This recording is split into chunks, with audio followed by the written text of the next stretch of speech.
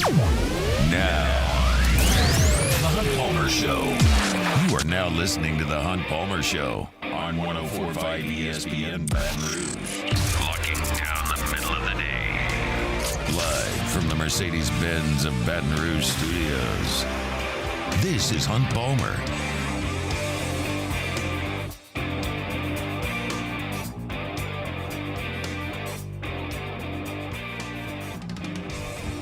Welcome in. Hunt Palmer coming to you from the Mercedes-Benz of Baton Rouge studio downtown in the capital city on this Monday. Means we're brought to you by Gulf Coast Office Products. Hope your work week, short as it may be, is off to a good start. Jordan Kitchens and Cassie Spazzali back there on the ones and twos, and we're fired up to be with you. Thanks for hanging out. Big day in the Southeastern Conference. The SEC welcomes two new member institutions into the fold, and we'll go both places to talk about it. Brandon Drum covers Oklahoma. He's with us in 15 minutes. CJ Vogel covers Texas. He's with us in 30 minutes. There's been some pretty significant celebrations going on in Austin and Norman, and we'll talk about all that here over the course of the first hour of the shows. Pelicans made some news over the weekend as free agency is open for business in the NBA, and trades are aplenty. In the second hour, we're going to start the hour with my top 5 moments of the academic year we just finished. So from back in the fall of 2023 through the spring of 2024, we'll go through my top 5 moments over there at LSU. Garrett Nussmeier was down at the Manning camp. Jamarcus Russell's being sued. So lots of things in the news, lots of things to get to over the next 2 hours. So let's crank it on up. We start in College Station, Texas. Shockwaves went through the college baseball world the day after the College World Series went final when Jim Sloss-Nagel jumped ship from Texas A&M, the national runner-up, to the arch-rival Texas Longhorns. And then the question is, what is this going to mean? Because everybody from Texas A&M's offense went into the transfer portal. Texas A&M's entire coaching staff went to Austin, and everyone here in Baton Rouge is going, okay, who can we get? Where's Laviolette? He was committed here. Can we get him? What about Gavin Grahovic? He's a third baseman. We need a third baseman. Can we get him? And what's Texas A&M going to do? Who they're going to hire? Vitello? They're going to call Jay Johnson? What about Kevin O'Sullivan? Like, a lot of different scenarios were out there. And as the search began over in College Station, the reporting out of College Station was that they were going to make a big swing. Yeah, this is embarrassing. We just had the best year in the history of the program, and our coach bailed for the hated rival. But we've got a lot of cash, we've got money to spend, and we're going to go get a big name. And the names that surfaced were Brian O'Connor and Tony Vitello. Then you saw Hefner from Dallas Baptist. Is Kevin O'Sullivan interested?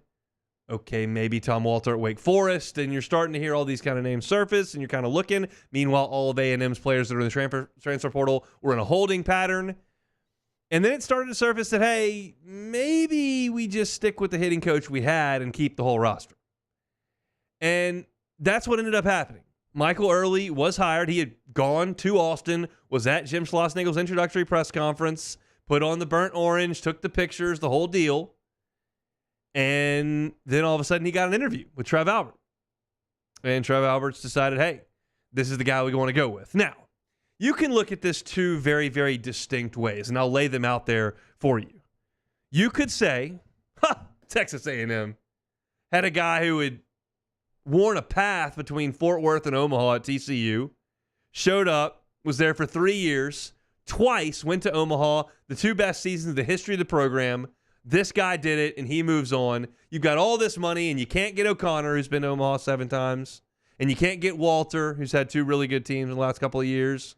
And you can't get O'Sullivan. You're on the phone with Vitello, and you can't woo him away. And you end up hiring the guy on the bench who's never coached. What a pathetic effort that is by Texas A&M. You could say it that way. Texas A&M settled for the hitting coach who's never been a head coach in his life. He's 36 years old. He's only been coaching for 8 years, period. This is the best they could do. Ha ha, Texas A&M. Or you could say, well, this guy was a professional ball player for 9 years, very much knows the game, was at Arizona State for 5 years, came over, and since he's been the hitting coach at Texas A&M, he's produced 3 fantastic offenses. He's high energy. All the players love him. He's going to keep the entire roster together. Evan Oschenbeck's petitioning for an extra year. Hayden Schott is petitioning for an extra year. He's coming back. Haven't heard anything from Laviolette. Haven't heard anything from Gahovic. But we think those guys are probably back in the fold. And now all of a sudden, this loaded roster that you were going to have entering the year with Jim Schlossnagle, you're still going to have. And oh, by the way, Kevin O'Sullivan was an assistant at Clemson when he got hired. Oh, by the way, Tim Corbin was an assistant at Clemson when he got hired. Oh, by the way, Tony Vitello was an assistant when he got hired. Been at TCU in Arkansas. Like, those are some of the best names in the sport. And they've been hired assistants. Maybe this is the next rising rock star. The truth of the matter is that neither one of those is right or wrong. It's just a matter of perspective. We'll just see. Time will tell what Michael Early is at College Station, but the question is now, okay, what does this mean for LSU in terms of pursuing players in the transfer portal? And I'll tell you, the same thing that I said last week. Like, everybody got super high and excited on Jace Laviolette, and you saw the quote-unquote, I use very much air quotes here, report on Twitter that expect Jace to go to LSU. I'm not sure who that guy was, but I never got that impression from the LSU side of things. I don't think Gavin Grahovic was in play for LSU either. I think those guys were in the transfer portal as an insurance policy, have interest in A&M. I think both of them probably listened to some calls from down the road in Austin. And we'll see what those guys decide to do. I would strongly suggest they would both return to College Station, but that remains to be seen. This is the era of freedom in college athletics for the players, and we'll see what they decide to do.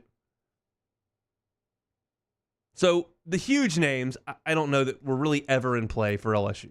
I could be proven wrong. I'd be thrilled. You don't know what goes on visits and phone calls and Zooms and all that kind of stuff. I just don't sense that.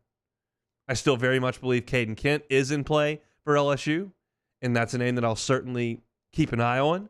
It's a guy that has left-handed pop, has positional versatility on the infield, and I think there's a real chance LSU could land him. I think there's a real chance Caden Kent does go back to A&M as well.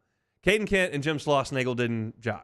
That was obvious, very much so from the College Station side of things. Well, that's not really an issue anymore because Jim Schlossnagle doesn't coach there. I think Caden Kent was going in the transfer portal regardless of what happened with the head coach. And just so happens maybe there's a path back to College Station for him now, but we'll see. LSU very much is still active in the transfer portal, but this notion that you were just going to go pillage College Station, I thought was a little aggressive. But that's the beauty of this time of year. And if LSU fans are spoiled by the fact that you did go get Jacob Berry and you did go get Tommy White and you did go get Paul Skeens and you did go get Luke Holman and Gage Jump and Thatcher Hurd and like these big name guys, like that's fair. It's fair to have high expectations for what LSU is going to do and could do in the transfer portal. But I think this was a little bit overblown right off the chute. I'm certainly hopeful that this is a massive failure for Texas A&M. My gut tells me he'll probably do a pretty good job because the name of the game in college baseball is talent assembling, amassing.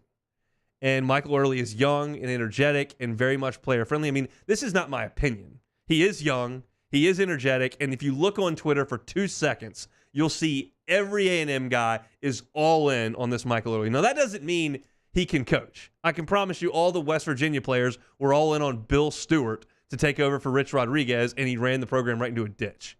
So listening to the players doesn't always work out perfectly. But in an era where it's the most important thing is talent amassing and retaining, he appears to have that ability, and their offense has been really good. So I trust me, no one would like to stand here and make fun of A&M more ferociously than me this afternoon now.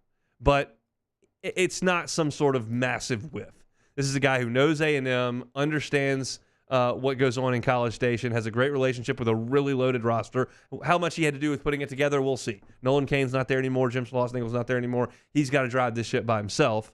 But it feels like to me like it makes a little bit of sense, and I hope for the worst. Most people say you hope for the best. I hope for the worst in this situation for Texas A&M.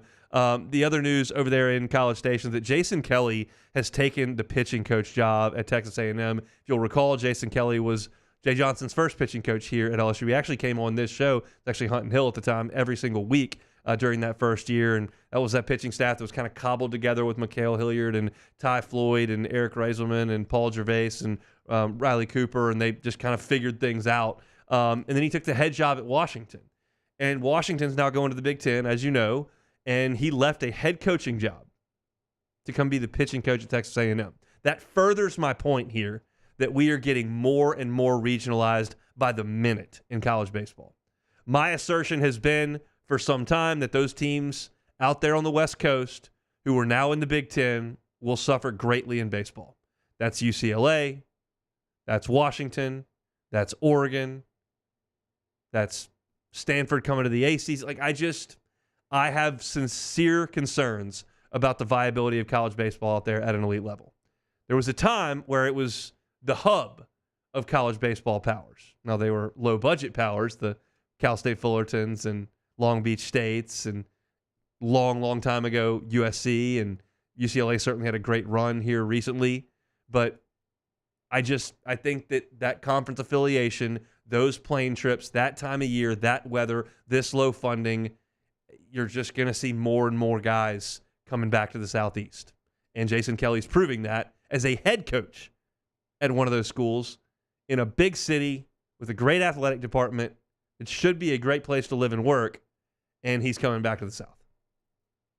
Just is what it is in college baseball right now. So I don't have any hot takes on A&M's new head baseball coach. I will tell you, as far as LSU goes, just keep an eye on Caden Kent, I think, and potentially you could be looking at a catcher there, but we'll see how the next 72 hours or so plays out. I was surprised to get through this entire weekend without a transfer portal ad. I tweeted out yesterday, I'm looking real hard for that Jay Johnson Tiger emoji tweet. Never came, but hopefully one's coming here during this holiday week. Our Monday show is brought to you by Gulf Coast Office Products. Check them online, gcopnet.com, gcopnet.com for all of your printing, scanning, copier needs. It's our friends at Gulf Coast Office Products. All right, big day in the Southeastern Conference. They had a huge celebration yesterday in Austin, Texas. Another one here today in Norman, Oklahoma. That's where we'll go. Brandon Drum covers the Oklahoma Sooners, and he'll talk about one of the two newest ads of the Southeastern Conference coming up next.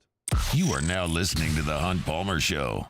Visit LeBear's Baton Rouge Casino this summer for exciting live sports action. We've got the biggest screens around, and ESPN Bet is live in Louisiana. Plus, Pin Play Rewards members can win up to $500 pin cash every single week. Visit pinplaysports.com/cover5. That's the number 5 today and register for your chance to play and win. Not a member? No big deal. Get the Pin Play app today. LeBear's Baton Rouge Casino, your live sports headquarters. Bring your crew for all the action. Must be 21 or older. Gambling problem? Call 877-770-STOP. Our listeners fire off their opinions on the jimsfirearms.net hotline at 499-1045. Keep listening for your next chance to shoot us your thoughts with the jimsfirearms.net hotline on 1045 ESPN Baton Rouge. Farming is a way of life for us. It's not something we get up in the morning and dread going do. It's just something we go to bed at night looking forward to getting up to go do. John Deere equipment is what we as farmers strive to have. So it's in your blood, it's in your veins. It's just a part of who you are. Green is what we want to be in. The other tractors were acquired to patch it up to get to where you want to be. Where we want to be is in John Deere. Flip the switch and learn more about what it means to be powered by sunshine at sunequip.com. Bayou Chrysler Dodge Jeep Ram is taking $20,000 off new 23 Ram 1500 trucks. We're open for business in our beautiful new showroom and taking $20,000 off the powerful Ram truck.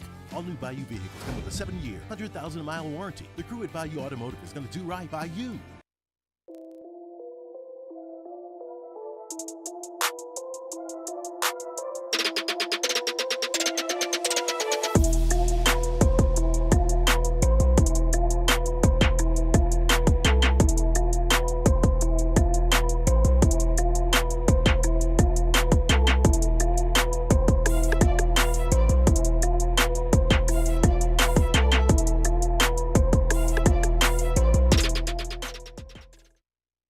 BRAC teamed up to reimagine your parks, and you imagined big.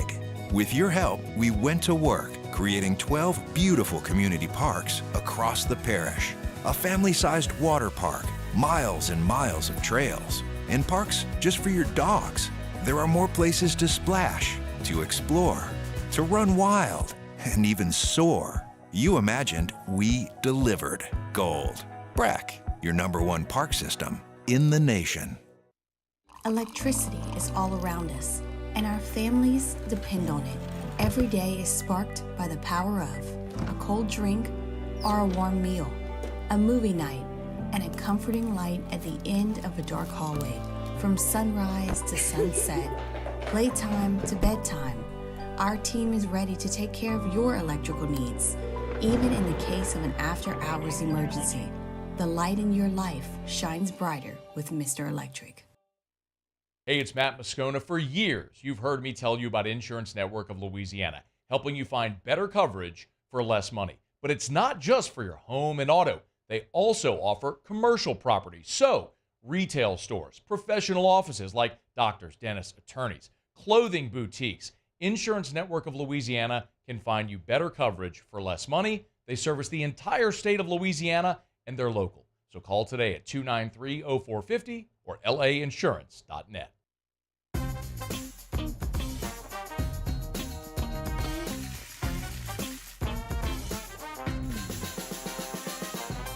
The best kept secret. Henniger, join us for the Tuesday edition of Live at Lunch. We are at Doe's Eat Place on Government Street in Mid-City.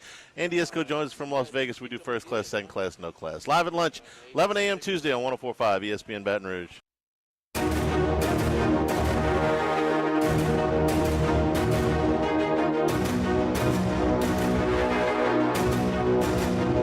You are listening to The Hunt Palmer Show, brought to you by Gulf Coast Office Products. Short work week here on this 4th of July week. We are here today, tomorrow, and Wednesday. We'll be stepping aside for the holiday on Thursday, as well as Friday back in action the following Monday, a week from today. So hope your holiday week's off to a good start. The SEC is certainly having a good day. They had 2 member institutions officially today on July the 1st, Texas and Oklahoma. We'll check in on both sites. We'll start with the Oklahoma Sooners. Brandon Drum covers Oklahoma for OU Insider, good enough to join us now on the Jim's Firearms Hotline. Brandon, how are you? I'm good. How are you guys doing? We're doing quite well. Describe the emotion in Soonerland these days. Yeah, I mean, they started off at 11:30 last night with a 5K, and the idea was that by the time you cross the line, obviously there's if they're slow runners, I would assume. I mean, they cross as OU is officially in the SEC. I probably would be one of those guys that would have taken 30 minutes, but I mean, hey, you know, I'm not in that good of a running condition as it is. Not overweight, not big or anything like that. Just not a runner. Understood. Was there? Since this announcement has been made, is this thought of as a huge positive for the athletics over at Oklahoma? Oh, I mean, huge. I mean, you can see everything. If you go to the OU football or the Oklahoma Athletic Twitter or their Instagram or their Facebook or whatever, you'll see the fireworks that they had on display at midnight last night. Just, you know, they had a midnight sale, like a flash sale for all of last year's equipment, whether it's baseball, basketball, softball, soccer, football, you know, whatever they had leftovers, the Jordan equipment. And a lot of them will still say like the Big 12 logo on and stuff like that, but they have flash sales, and they're doing a flash sale online right now for the SEC. Like, this has been a big deal. They built it up. They're doing a statewide kind of an inauguration into it where they had a downtown Oklahoma City big meeting with the AD and the president and a couple of the coaches, and Toby Keith on the Bricktown Canal, which USCC people will start getting used to when you start coming up to Oklahoma City for stuff, because that's where Norman's at. People think it's in the middle of nowhere. It's in the Oklahoma City metro area. And the big downtown billboards of OU times SEC. I mean, it's become a massive deal. And they even went up to Tulsa where Barry Switzer and Brent Venables, Skip Johnson, Jenny Bronchek, like they were all doing a big deal at the marketplace up there. So it's being sold as the big deal that everybody thought it was going to be. What's life been like in the Big 12 over the last decade? I mean, Oklahoma's been pretty dominant, so I think you'd be pretty positive about it, right? I mean, at 28 years in the SEC, or excuse me, the Big 12, right? 28 years. They won 14 conference titles, so they won half of them. The closest team was Texas. They won 4. So Oklahoma's been dominant. They've won a bunch of outside of Kansas. I think they have been the dominant basketball program. They've been the dominant women's program for sure, for the most part. They've been the dominant softball, and they've won. They've been to the College World Series several times while they've been to Big 12. They've won a national title. I mean, like they've done well for themselves, and obviously gymnastics and golf and tennis. They've dominated in those as well. So Oklahoma's been pretty much the dominant force in the Big 12. And now they're going to a conference where there's other people like them, not just Texas, where like these other programs have the same sort of monetary backing in their athletic department as Oklahoma and Texas do. So they're not going to be the big dogs on campus anymore. They're going to be the other big dogs on campus, and they understand that. But it's been fun for Oklahoma in the Big 12. I mean, it's just the last year has been 2 years have been kind of contentious. You can see that there's been some questionable things that have been going on, and there's some, I guess, some vitriol towards Oklahoma and Texas, and rightfully so. They're taking all the money with them, and the Big 12's having to get a logo, right? Like a title sponsor. They're not going to be just the Big 12. They're going to be like the Nestle 12 or what is it, or something like that. I don't know. But it's they're having to compensate for losing what they lost as far as monetary gains go, and they've shown their angst towards that, and it is what it is. But I think for the most part, everything's been good. Because of that success that you alluded to, and we're talking about football here specifically, with winning half the conference titles over the time that Oklahoma's been in the league, I would assume that means when you lace them up in August and go into camp every year, that if you don't reach the conference championship and win that, it's basically a failure. Does coming in, correct me if I'm wrong there, but does coming into the SEC adjust expectations a little bit, or is it still the same? I mean, it's Oklahoma, so there's still going to be outlandish expectations, and they're going to expect to play for the conference title. I don't think every year in the SEC, because they understand, Alabama, LSU, Georgia, they understand those three are kind of the teams that normally play for the SEC title. But they're going to come in with the full, I guess, mentality of, okay, they're a part of that equation, right? They have to be a part of that equation. If they're not, then somebody else needs to come in and be the head coach to make them a part of that equation, because that's what Oklahoma's been about throughout their whole existence. So, I mean, you date back to the Big 8, the Big 12, the Big 6, whatever, and I mean, the Big 12 back in, 96 to about 2010, it was, particularly the Big 12 South, when Mike Leach was at Tech and Gundy was just starting to come up through at Oklahoma State, and Texas A&M had their run a little bit. It was kind of like the SEC West, right, to begin with. You were going to play a top 15 team almost every day.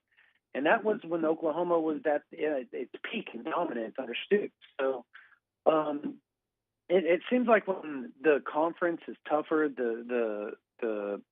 I guess the competition's tougher, the OU usually rises to the occasion, and the program gets better. That doesn't mean they're going to play for a national title or play for an SEC title every year, but they expect to be in the playoff equation with 12, potentially 14 teams coming along down the line. I think that's a reasonable thing to think about and expect if you're an OU fan or somebody covering the University of Oklahoma. Chatting with Brandon Drum. If you're looking for your Oklahoma news, now that they're a member of LSU's conference, you can do so at @bdrum_rivals. You mentioned head coach Brent Venables. We know a bumpy first year, a very solid, if not really good, second year, and then he gets a contract extension in the last couple of weeks. What was your reaction to that news? I don't think it was as big a news as everybody thought it was going to be. I think he just got $400,000 raised. I mean, it was more a 2-year extension and $400,000 extra bucks, and people are making like a big deal because I guess how it was worded when it was broke was kind of misleading. But it shows that they're very much bought into him. It was more for recruiting, stability going into the SEC, to make sure everybody knows that he's completely backed financially, and not just him contractually, but the staff and the program as far as NIL. I think that was kind of what they were trying to portray with that extension, and it wasn't really that big of a deal to me. Tell me about the this Oklahoma football team that will be coming into the Southeastern Conference, specifically at quarterback. We know Dylan Gabriel has moved on. What are your expectations for this Oklahoma offense? I mean, I don't know how many of y'all were at that Manning Passing Academy, but from what I've heard, Jackson Arnold kind of put on a show a little bit with his arm. He has a fantastic arm. Like, it's ridiculous almost. But he's going to remind a lot of people of I think for LSU people, this is what I'll say. Think Joe Burrow as far as how he plays. Like, that's just, I'm not comparing him. That's ridiculous. But he hasn't done enough to be compared like that. But I'm talking about playing style. He can run when he has to run. He's sneaky fast, and Joe Burrow was sneaky fast. But he's also really savvy. He's going to make those crazy plays with his feet to extend, and he's going to make those wild throws where you're like, oh, that was lucky. But, I mean, is it luck? I mean, or he's really good. One of those two. There's a reason why he won the Elite 11, and he was, one of the top quarterbacks in the country coming out of high school, a 5-star. So, and LSU really wanted Jackson Arnold, because I remember sitting next to him after he won, because he came down and talked to me, and he said, man, look, the LSU's like trying to hit me up right now, So like, he's not. It's not like everybody in the country didn't want him. He's a really good player. He's just going to be a little bit inexperienced, but he's going to make big plays. I mean, you saw flashes in the Alamo Bowl, I think, and that's the reason why Dylan Gabriel left. I think he understood that Jackson Arnold was a future, and that he was not going to beat him out this time. No matter how good Dylan Gabriel was and how good of friends they are, he wasn't beating Jackson out this time. And so he's going to come in. He's going to get indoctrinated into the SEC week 4 against Tennessee, and we'll see where it goes from there. But I think Oklahoma defensively is where people are going to be surprised, because that's going to be the strength of the team. And I haven't been able to say that since 2015. So, it's kind of crazy. I'll say this. I was sitting in the Superdome when LSU played Clemson with that Joe Burrow team, and Venables was obviously on the Clemson sideline calling that defense. And for about a quarter, they did something that no one had been able to do against LSU, which was confuse them and kind of bottom up. Now, field position had something to do with it, and it was that offense was inevitable, and it was just going to happen. They were going to score 40. But I was surprised when Venables got to Oklahoma and the defense faltered, because I looked at it for a quarter and I went, that's as impressive as I've seen anybody do. And it's taken some time, but it sounds like you think that they've kind of got the tools now to figure it out. Absolutely. They successfully had Billy Bowman and Danny Stutzman return. That was piece number 1 and 2, because they were projected to be picked 2nd, 3rd round guys, right? And 4th round at the latest. And so Oklahoma went in. They said, look, we're going to give you this much NIL this year. Can you come back and play for us? And hopefully we'll get you up in the 1st, 2nd round. And I don't think Billy Bowman will ever be more than a 3rd round pick or late 2nd, because he's not real long, but he is just a really good safety. He's going to come knock your head off. And he had 3 pick sixes last year, and he had 6 total interceptions. So, like, he didn't get a Jim Thorpe finalist, which was just completely wild. And I was told that it was because of lack of salesmanship on just the part of people trying to sell him at the University of Oklahoma. So they know that now you're going to see a lot more of a, campaign for him this year in that regard. And same thing with Danny Stutzman at linebacker. He's one of the best linebackers in college football. He's a crazy maniac, and like he's crazy. Just go follow him on any social media and you'll see what I'm talking about. He's crazy. He's wild. I've known the kid forever, but he's crazy. He's just like his daddy. His daddy is the same way. But I mean, they got Dominic Williams as well from TCU, former freshman All-American, back-to-back first-team All-Big 12 defensive tackle. They beat out Texas and a bunch of other programs at LSU. He was LSU, even LSU. I wasn't going to say that. I'll let you off say that. I was trying to be kind on that one, but Yeah, I mean, everybody wanted him. He was a top defensive tackle in the portal at the time, and Oklahoma got him. And they added to a plethora of guys, whether David Stone that's coming in, Jaden Jackson. Like, they expect those two freshmen to be stars. Grayson Halton's coming back on the interior. He's been sneaky good the last 2 years. And you have Dejon Terry, who played at Tennessee for 2 seasons, and now is finishing his last 2 seasons at the University of Oklahoma as a nose tackle. Really good players. You have Ethan Downs, back-to-back, all Big 12 guy.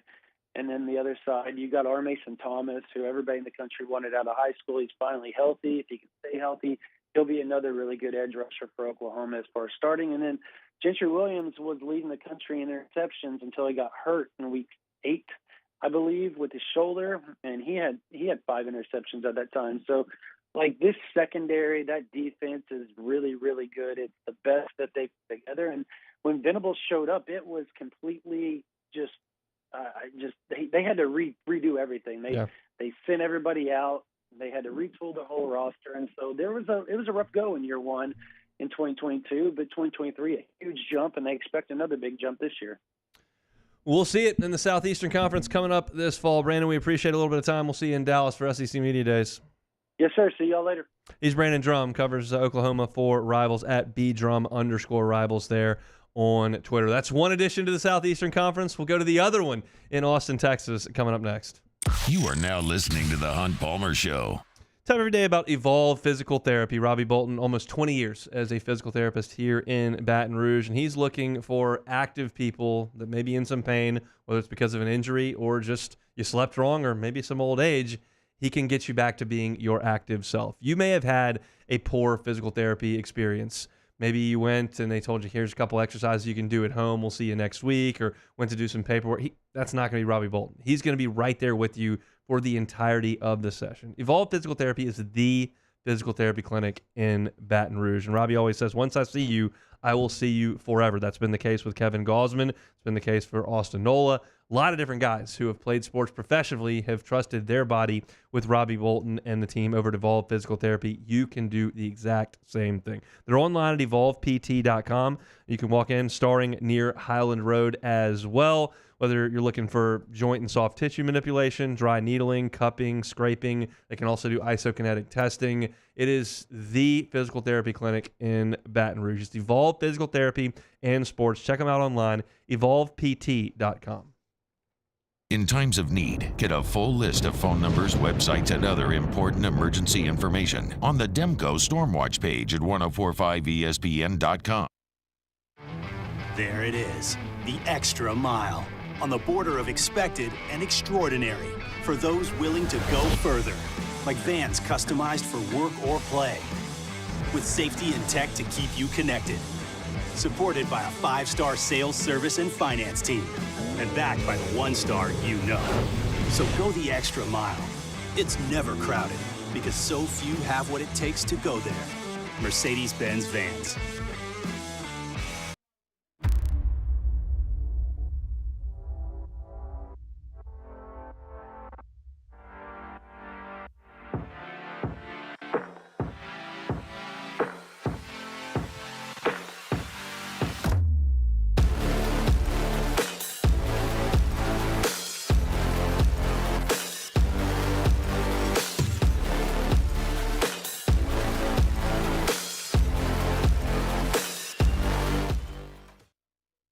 Farming is a way of life for us. It's not something we get up in the morning and dread going do. It's just something we go to bed at night looking forward to getting up to go do. John Deere equipment is what we as farmers strive to have. It's in your blood, it's in your veins. It's just a part of who you are. Green is what we want to be in. The other tractors were acquired to patch it up to get to where you want to be. Where we want to be is in John Deere. Flip the switch and learn more about what it means to be powered by sunshine at sunequip.com. Gulf Coast Office Products is a nationally recognized Savin office equipment dealer based right here in Louisiana. Over 100 employees strong, Gulf Coast has the boots on the ground to support all vertical markets from education, engineering, legal, and finance. With the latest in office technology from desktop to production segment units, Gulf Coast and Savin have the perfect fit for you. Call 225-756-2644. That's 756-2644 for Gulf Coast Office Products. Jerry and Benny Payne began Central Plumbing Company out of their driveway in Tanglewood subdivision. 50 years later and 4 generations down the road, we continue to serve Baton Rouge and the surrounding areas for all of their plumbing needs. Residential, commercial, industrial, or hospitality, Central Plumbing is here 24/7, 365. We want to thank our customers, family, and friends for 50 years of success. And looking forward to 50 more. I've been doing business with Luba for 25 years. They're dependable, trustworthy. It's just the attention to detail with our clients. Our folks have years and years of experience. They're highly trained professionals, but many companies have that asset.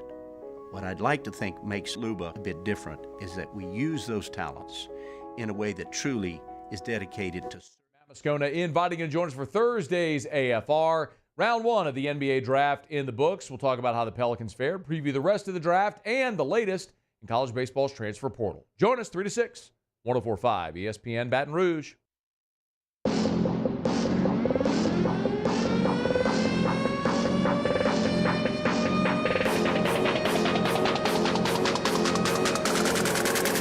You're listening to The Hunt Palmer Show, brought to you by Gulf Coast Office Products.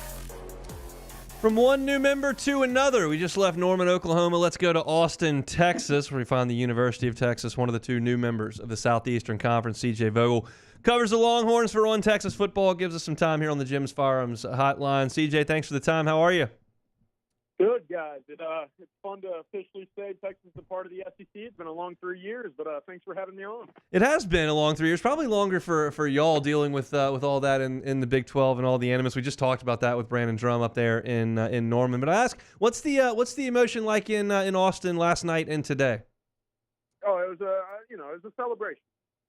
Again, it was a long 3 years. I think Texas fans were eagerly awaiting joining what is the most prestigious conference in not only college football, but college athletics. And so now that it is here and you can finally say goodbye to, the Texas Tech, the Oklahoma States, the Kansas States of the world and join what is the most, illustrious conference, it feels good. And I think Texas fans are excited, especially after a year in 2023 where it finally felt like Texas had some momentum on the gridiron. And moving forward, they're very excited and optimistic about where this program can go.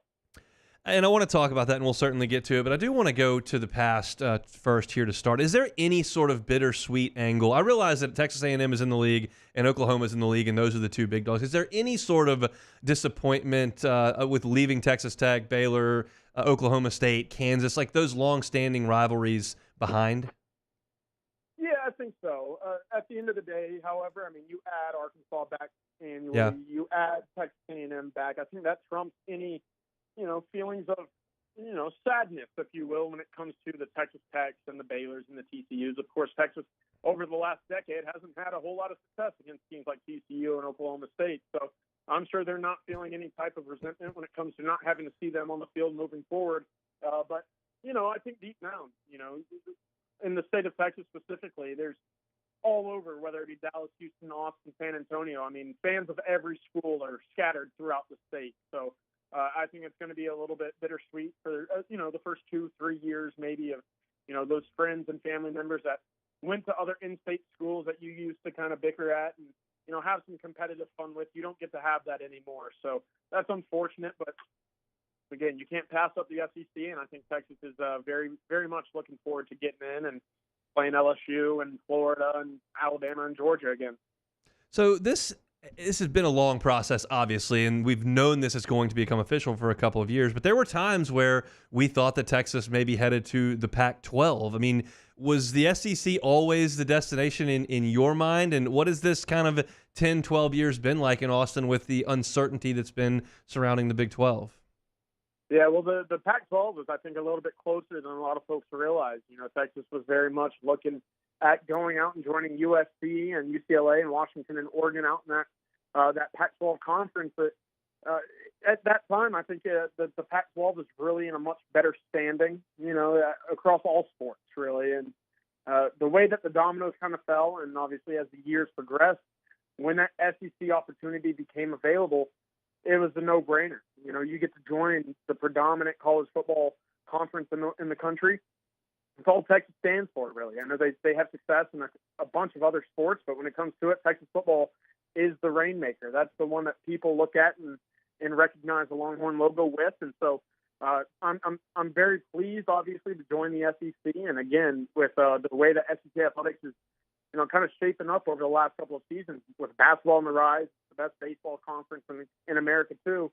It should be and should make for a lot of very fun college athletics over the next decade plus. We're talking with CJ Vogel, covers Texas for On Texas Football. You can follow him on Twitter at CJVogel_OTF. All right, let's talk football. Obviously, a huge year for Steve Sarkisian and that program last year. What makes that more sustainable than some of the good years that we've seen over the last 10 years that seem to be followed up with some uneven results? Yeah, to me, it's the recruiting in the trenches, right? Texas has always recruited well. It's an easy place in my eyes to recruit to, whether it be the city of Austin, the education, football. I could go on. But at the end of the day, it's been where they've been recruiting. And they've recruited quarterback and they've recruited the trenches better than they ever have right now under Steve Sarkisian. And so I really do believe that there is a brighter future under Clark than under Herman or under Charlie Strong, for that matter. And with Quinn and Arch waiting in the balance, I mean, you can look at it and say, the quarterback situation is going to be in good hands moving forward regardless. On top of that, Texas has recruited offensive line significantly better under Kyle Flood and Steve Sarkisian than before. 4 5-star commits and signees in the last 3 years. In the last 15 years prior to these guys arriving, Texas had signed 0. So I understand recruiting and development is more than just stars and rankings. But you have to understand this is a different level of talent coming into Austin than we have seen in the past. Is there a game or two on the schedule that most excites you as you look forward to this fall? Yeah, of course. I think Texas A&M is the big one. That game has really been played on Twitter and social media and message boards over the last decade plus. It's finally time to put up and shut up, right? And so I can't wait for that game to come back. Of course, right next to Thanksgiving. There's no telling what kind of implications that might have for a playoff, picture with Texas and Texas A&M, especially in the future, kind of vying for what could be a spot in that 12-team picture. The implications are going to be huge. The bragging rights will never be higher than what it will be with these games playing on the final week of the regular season. I'm curious how that has played out over the last week and a half. We know about the baseball drama, and now with football very much approaching. Having that decade off from playing that rivalry, you've kind of alluded to it, but does it feel like things are at a level they've never been at before? Yeah, that baseball hiring inside Texas certainly added another chapter of hatred there, right? How often do you ever see a coach in a power, a big 3, power 4 position up and lead for the biggest rival that school has? I don't think it's very often. How often do you see it, right after they were 9 outs away from hoisting the national championship trophy? I'd argue you probably never seen it before. So it's really unique, and I think Texas fans are, one, very excited for Jim Schlossnagle to be in Austin, right? He's been to 7 College World Series, 2 out of the last 3 with Texas A&M. It's 2 birds with 1 stone. You get your baseball coach for the future, and you also take away what was a really big baseball factor for your biggest rival. So Texas fans are over the moon, and I think Texas A&M is going to hold that resentment moving forward for quite some time. CJ Vogel covers Texas for On Texas Football, talking a little bit about the newest member of the Southeastern Conference. Outside of football, is there a different sport on campus that you're excited to see compete in the Southeastern Conference? Obviously, Texas got a proud athletic program across the board. Yeah, absolutely. I think right now it's kind of been up in the air with college basketball here at Texas since obviously the whole Chris Beard debacle went down.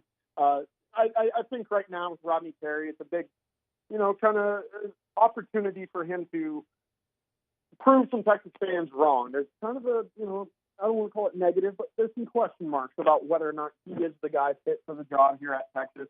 I think they put together a really talented team out of the portal this offseason. Will they be able to put that together and have that team chemistry and that synergy on the court that lasts in 2023?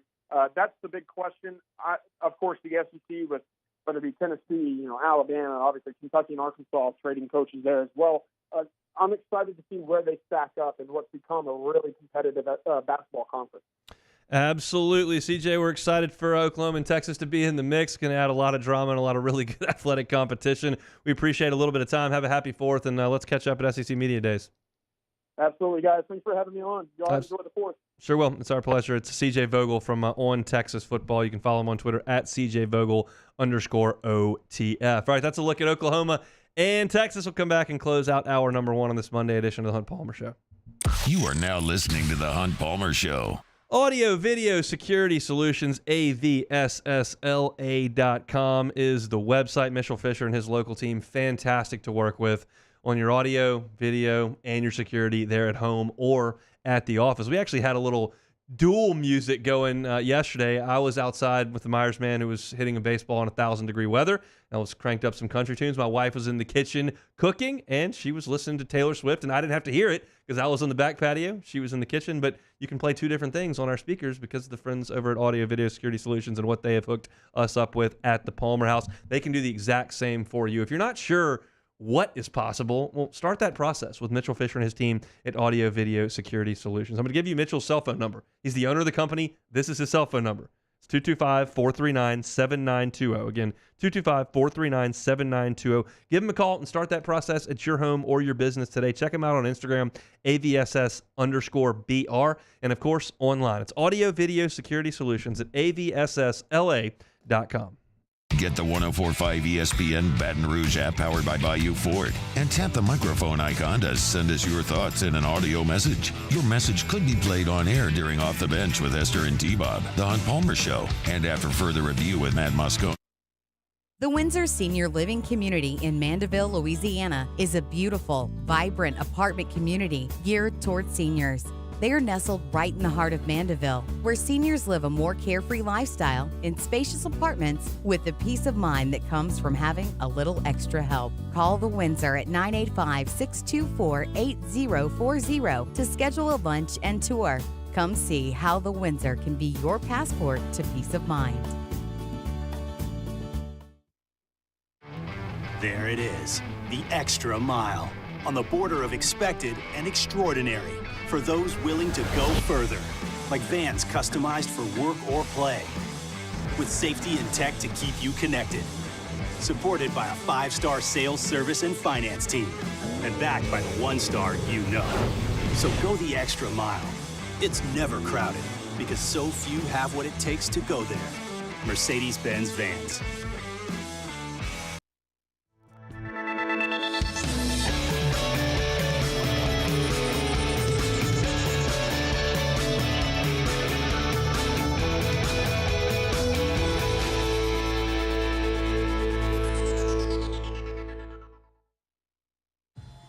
There's nothing chill about a hot, sweaty line.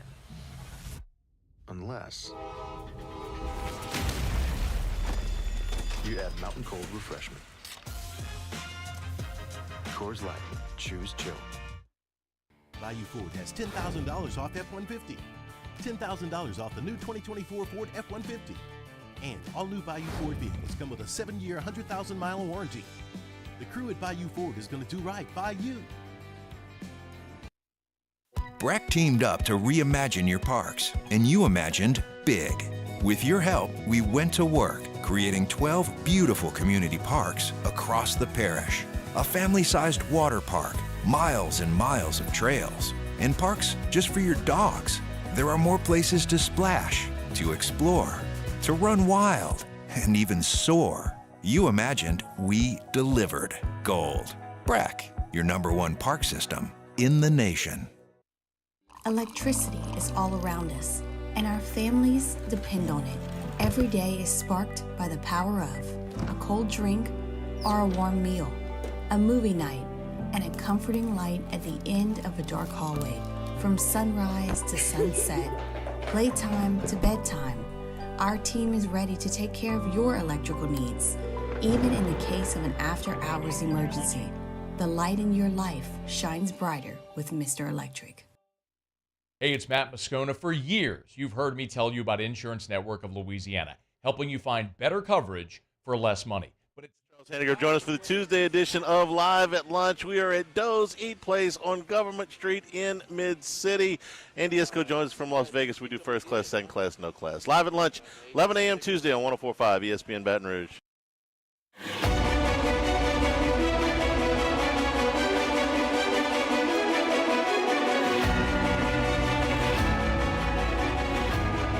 You are listening to the Hunt Palmer Show, brought to you by Gulf Coast Office Products. Shout out to Trey Beal and the folks at Gulf Coast Office Products, bringing you our Monday shows. All your printing, scanning, copier needs, Gulf Coast Office Products can help you out no matter what industry you are in, whether it's healthcare, whether you're in a law firm, whether you're in accounting, banking, education, or you're like us, your media company. They can help you out with printing, scanning, copying, and they know what you need on that front. Give them a call or check them out online, gcopnet.com. It's Gulf Coast Office Products. Pels look very different than they did Friday when we got off the air. They make a trade with Atlanta, sending Larry Nance Jr., other assets over to Atlanta and recouping DeJounte Murray, an all-star. Obviously, Jonas Valanciunas signed with Washington. Najee Marshall signs with Dallas, so those two guys move away from your front court. I personally love the move. I didn't think you gave up very much at all if you're New Orleans. You give up some draft picks, which is funny money in the NBA, and you pull back an all-star who can score and defend. I think it's a great move for New Orleans. Your thoughts on it, Jordan? It's a great move. It's well, when you start a trade-off with only losing Larry Nance and Dyson Daniels, that's a great move, and you get a DeJounte Murray back. But it's a little – we're not in a sticky situation because that trade is a part one. Yes. Because one, the trade's not done yet, but also now Brandon Ingram, we have to move him too. So yes, to get a big. Yeah, we have to get a big man. So that's what we're looking at right now. It's looking bright. Good days are ahead. Hopefully, David Griffin, he's locked in. Let's see if he still is locked in. Yeah, I mean, I think this gives you some flexibility with moving Brandon Ingram because you've got a ball dominant player at times who can help you score. So that makes Brandon Ingram more expendable. You can move Trey Murphy into that spot pretty seamlessly, and then you show up and get a big who hopefully can protect the rim far better than Jonas Valanciunas did in his time in New Orleans.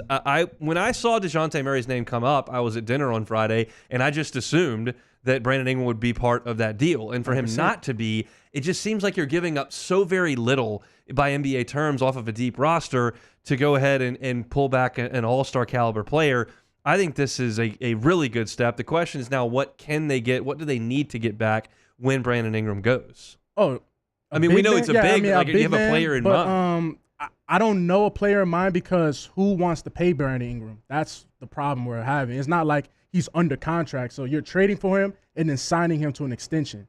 So whoever wants to cough up $200 million and give us a valuable big man back, please let us know. But I don't know any, who's out there that wants What's to more take that likely, on. that somebody wants to do that or that Brandon Ingram stays in New Orleans for less than the max? Ooh, it might be he stays in New Orleans, but we're in a tough spot. We need a big man, and he's the asset to get that big man. Because unless you want a Mo Bamba, who's not an answer. Yeah, I mean, the question is, because, Yves Missi is not the answer here. We he's not kind ready. of thought last week that he was going to be in Birmingham, and, maybe he is, maybe he isn't, but he's not. He's certainly not a starting caliber big right now at this point in his basketball life, which is in its infancy. Question is do you need...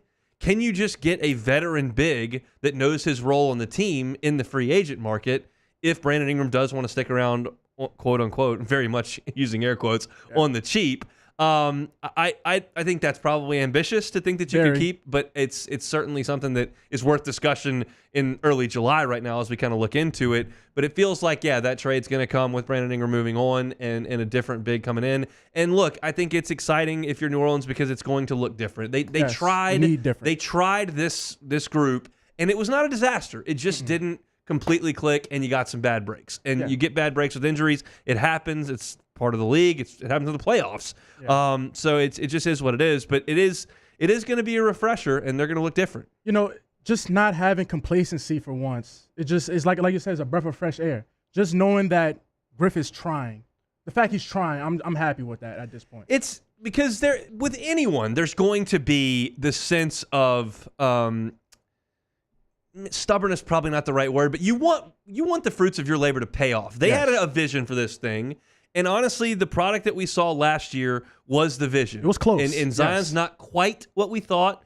and he and BI didn't work quite as well as you might have hoped, and you probably hoped that like Jackson Hayes was available to be a difference maker as far as defense goes at a spot you didn't have, and that didn't work. But like you basically last year was kind of the vision, and the reality wasn't good enough. And so you could be stubborn and go, we're going to make this work because this is what we thought 3 years ago, when in fact it's probably not. So you got to try to make it happen. Yeah, I mean, fingers crossed. Fingers crossed is correct. We'll see what the Pels can do next. There's still NBA news that's going left and right. Klay Thompson just agreed to a deal with the Dallas Mavericks, so he'll join Kyrie Irving and Luka Doncic and probably shoot a lot of threes without a lot of guys around him, because those two command a lot of attention when they've got the basketball. We'll keep you updated if anything else happens in the world of the National Basketball Association as we move forward here. That's it for hour number one. If you missed any of it, you can always catch it on demand. 1045ESPN.com's on demand tab. Apple Podcasts, Spotify, Google. Wherever you find your sound, you can always find us, and certainly you can find us on YouTube as well. We're going to pause for SportsCenter. When we come back, I've compiled the top 5 moments of LSU's academic year in athletics. Top 5. Give it some thought over the next 5 minutes. See how many you can come up with, and we'll talk about them. Coming back on the other side of SportsCenter, you're listening to a Monday edition of The Hunt Palmer Show. You are now listening to The Hunt Palmer Show. Bayou Chrysler Dodge Jeep Ram is taking $20,000 off new 23 Ram 1500 trucks. We're open for business in our beautiful new showroom and taking $20,000 off the powerful Ram truck. All new Bayou vehicles come with a 7-year, 100,000-mile warranty. The crew at Bayou Automotive is going to do right by you. At Relief Windows, we're more than windows. We're windows, doors, hardy plank, and vinyl siding. But our number one product is always customer satisfaction. Visit us online at reliefwindows.com. Oh, by the way, we do shutters too.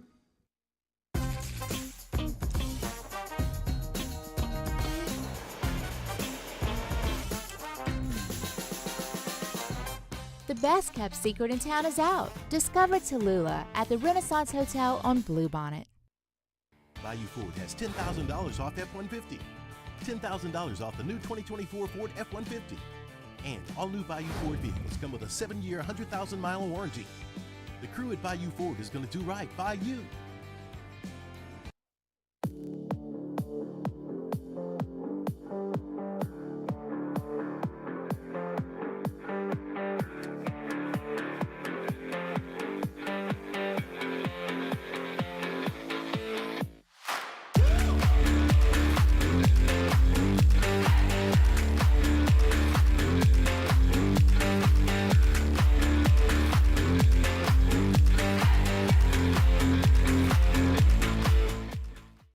Gulf Coast Office Products is a nationally recognized Savin office equipment dealer based right here in Louisiana. Over 100 employees strong, Gulf Coast has the boots on the ground to support all vertical markets, from education, engineering, legal, and finance. With the latest in office technology, from desktop to production segment units, Gulf Coast and Savin have the perfect fit for you.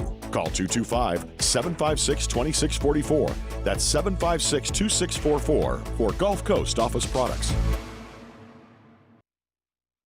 Jerry and Benny Payne began Central Plumbing Company out of their driveway in Tanglewood Subdivision. 50 years later and 4 generations down the road, we continue to serve Baton Rouge and the surrounding areas for all of their plumbing needs. Residential, commercial, industrial, or hospitality, Central Plumbing is here 24/7, 365. We want to thank our customers, family, and friends for 50 years of success. And looking forward to 50 more. I've been doing business with Luba for 25 years. They're dependable, trustworthy. It's just the attention to detail with our clients. Our folks have years and years of experience. They're highly trained professionals, but many companies have that asset. What I'd like to think makes Luba a bit different is that we use those talents in a way that truly is dedicated to serving the needs of the folks who depend on us. There it is, the extra mile, on the border of expected and extraordinary, for those willing to go further, like vans customized for work or play, with safety and tech to keep you connected, supported by a 5-star sales, service, and finance team, and backed by the 1-star you know. So go the extra mile. It's never crowded, because so few have what it takes to go there. Mercedes-Benz Vans. Breck teamed up to reimagine your parks, and you imagined big. With your help, we went to work, creating 12 beautiful community parks across the parish. A family-sized water park, miles and miles of trails, and parks just for your dogs.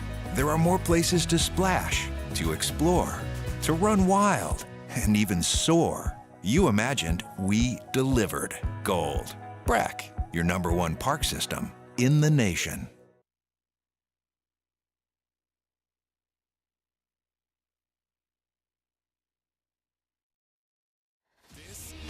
SportsCenter.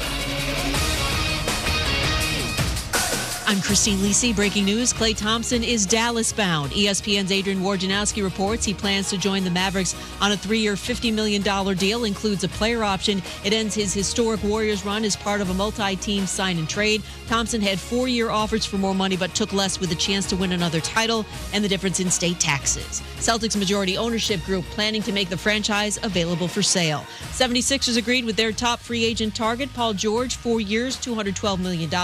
Also agreed with Tyrese Maxey, 5 years, $204 million. Tremendous upside in Philly with Joel Embiid, George, and Maxey together, explains ESPN NBA reporter Tim Bontemps. They have 3 All-NBA caliber players on their team at the same time. There's not another team in the league that's got 3 guys as good as these 3 guys. They don't have the depth of Boston. They don't have the depth of some of these other teams, but they've given themselves a real shot, which before this they didn't have. Tim Bontemps on Greeny. NHL Predators set to sign former Lightning captain Steven Stamkos 4 years, $32 million. Here's one stat that's super simple to remember. Discover automatically doubles the cash back on your credit card at the end of your first year with Cash Back Match. With Discover, you could turn $150 cash back to $300. See terms at discover.com/credit card. Ladies and gentlemen, may I direct your attention to something quite extraordinary? Now, the Hunt Palmer Show. The Hunt Palmer Show on 104.5 ESPN Baton Rouge. Live from the Mercedes-Benz of Baton Rouge studios. This is Hunt Palmer.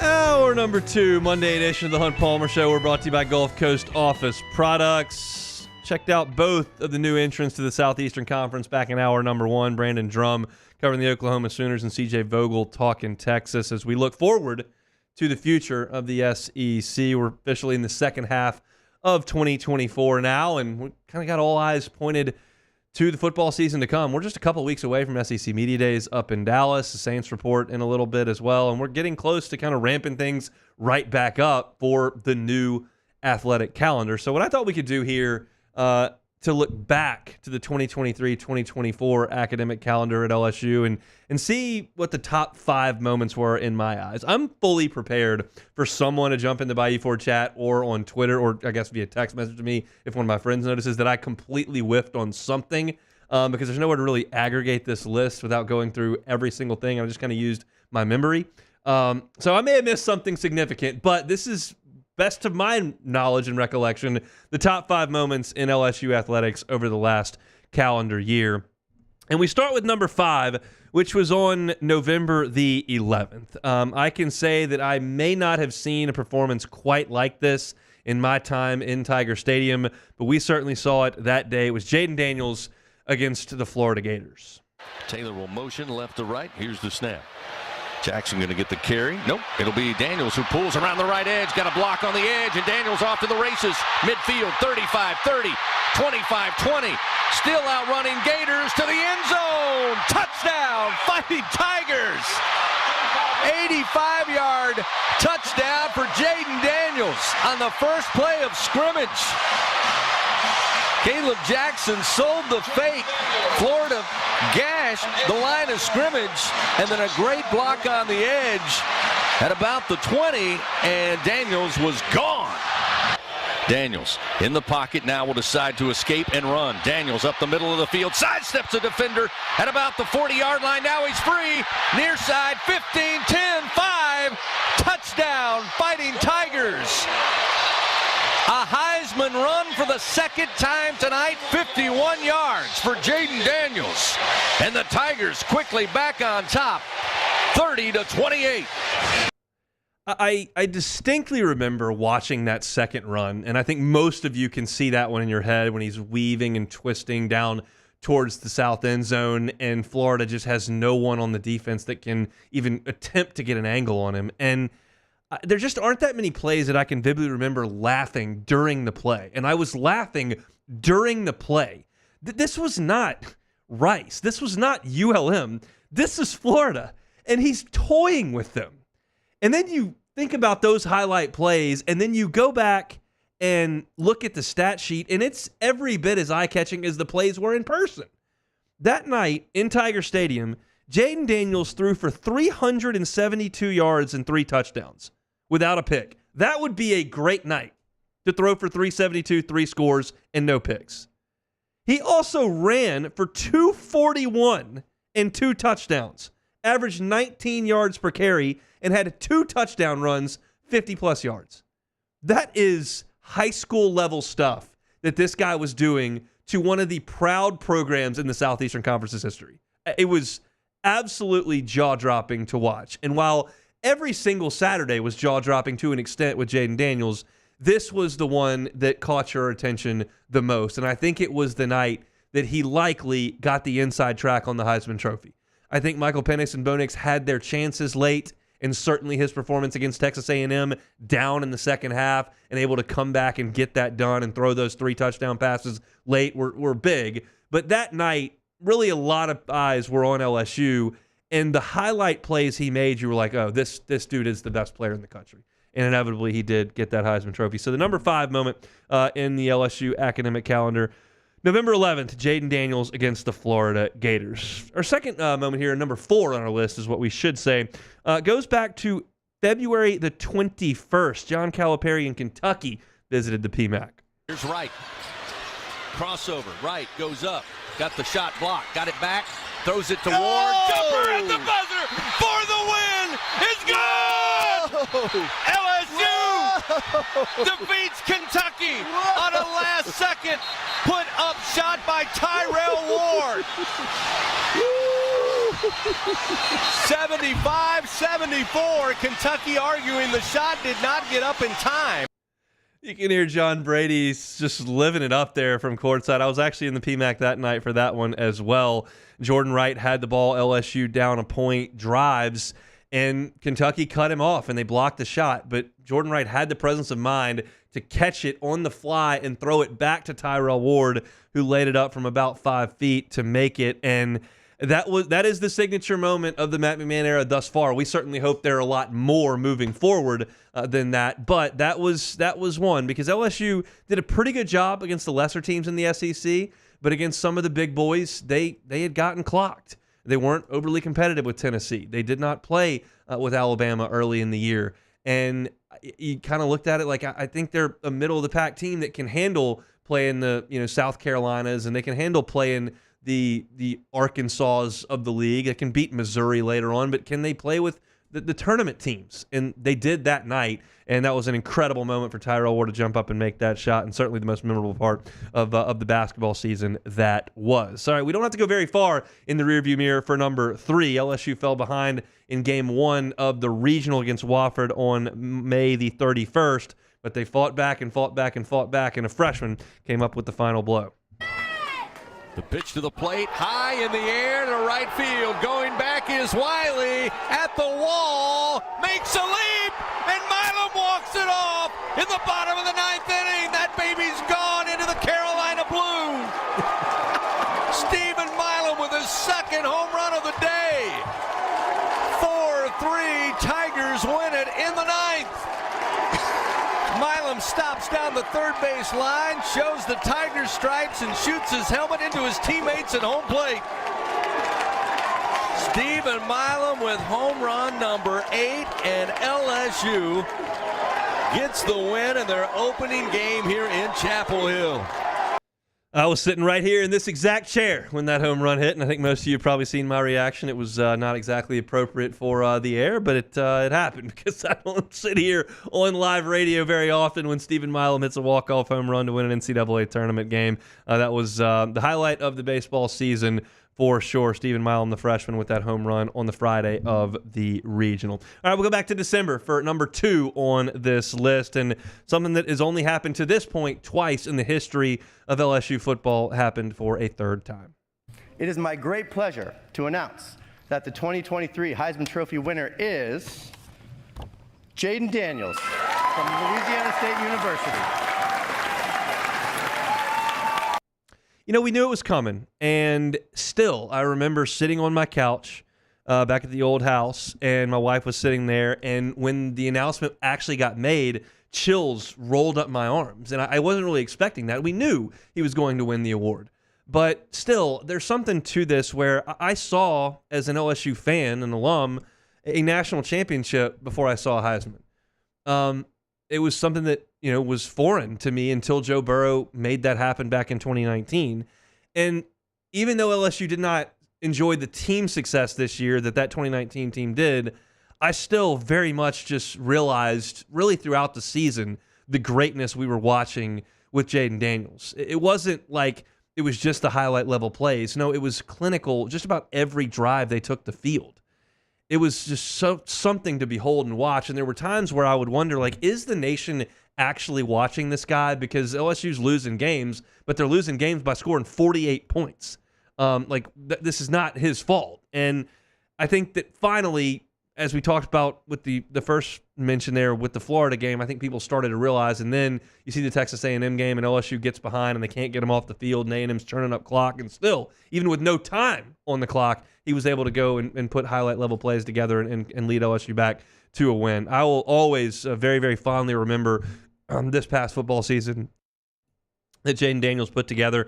It was absolutely spectacular from start to finish. And again, just a kind of chills moment when he actually did get rewarded with the Heisman Trophy. Very, very cool stuff. And I think Jaden will be remembered for around here for a very, very long time, even though he doesn't have a national championship to his name. And that brings us to the number 1 moment of the LSU academic calendar. When you win the whole thing, you kind of get to hold the top spot. LSU's first ever NCAA championship. My daughter. How can you put into words the emotions you're feeling? I can't. I love these kids so much, and they did everything we asked them to all year long. They never complained. They were unselfish when they needed to be, and it was hard from time to time. And we weren't without adversity, and we caught some breaks, and we made it interesting sometimes, but it feels fantastic, and I'm just so happy for them. It's so awesome for Jay Clark and his program, and we know that Jay Clark had his alma mater make a heck of a run at him right after that, and he spurned him, and he's going to stay right here in Baton Rouge. I'm not going to pretend I can add a lot of color on gymnastics. I don't know a lot about gymnastics at all, but I do know this, and this stood out to me, and it's happened now 3 times in the last 2 years. LSU's women's basketball team 2 years ago went out in the final against Iowa and put together the best game they played all year. They hit every 3 you could imagine. They were throwing them in from the freaking parking lot. It was a clinic on basketball in that game. And then 2 months later, LSU's baseball team went out in Game 3 of the National Championship Series. Thatcher Hurd was brilliant, and they knocked Florida all over the yard. Played a phenomenal game of baseball in the most important game. And I don't know anything about scoring the balance beam, but I do know, based on the press conference that happened after that national championship, that LSU had to attain a certain score on the beam to win the title. And they set a school record in that rotation. I don't have to know the technicalities of that to understand that that is the players, the gymnasts, the athletes showing up at the biggest time with their best effort. And for coaches to get that out of their players, Kim Mulkey with her girls, Jay Johnson with his guys, Jay Clark with his girls, is so impressive and something to be very much proud for, and it's deserved that they win a national championship when they come up with that type of effort. And so I thought it was great that Jay Clark is sticking around. I always enjoy my conversation with him on the pregame show before one of the football games. It always goes the same way. He talks about his gymnastics team for like 3 minutes and then says, "Can we talk about this football game? This is going to be awesome." He's a huge football fan and a great Tiger and now a national champ. So top 5 moments for me of LSU's academic calendar in 2023-2024. Number 5, Jaden Daniels moments against the University of Florida. A sensational performance by the eventual Heisman winner. Number 4, LSU beats Kentucky at the buzzer in the PMAC. Number 3, Stephen Milam walk-off home run, Game 1 of the NCAA tournament against Wofford. Number 2, Jaden Daniels wins the 3rd Heisman Trophy in LSU history. And number 1, the gymnastics squad finally gets it done after knocking on that door for better than a decade, and they win the program's first national champion. You got some that I missed? Throw them at me at the Bayou Ford chat or certainly on Twitter. Happy to admit my mistakes, but this is the list as I see it right now. When we come back, we'll talk a little bit about Garrett Nussmeier was at the Manning camp over the weekend. What did that look like? That's next on the Hunt Palmer Show. You are now listening to the Hunt Palmer Show.